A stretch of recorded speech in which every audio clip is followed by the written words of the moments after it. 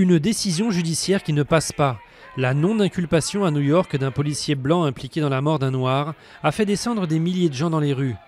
10 jours après une décision similaire à Ferguson dans le Missouri qui a entraîné des émeutes, le ministre de la Justice a annoncé une enquête fédérale pour savoir si les droits civiques de la victime n'ont pas été violés. Même le président Obama est intervenu en termes généraux pour réclamer que tous les Américains soient traités équitablement. L'Allemagne a rendu hommage à son héroïne.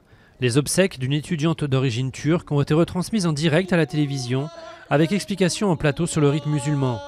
Tuksö Al-Bayrak a succombé vendredi aux coups reçus après avoir défendu 2 adolescentes dans un fast-food de la banlieue de Francfort. Des sifflets contre le gouvernement. Les 3 principales confédérations de patrons, MEDEF, CGPME et Union des artisans, ont affiché leur unité mercredi soir à Lyon en sifflant la politique de l'exécutif. Mais celui-ci déplore que seules 2 branches professionnelles aient signé des contreparties aux milliards d'euros de baisse de prélèvements accordés par le pacte de responsabilité.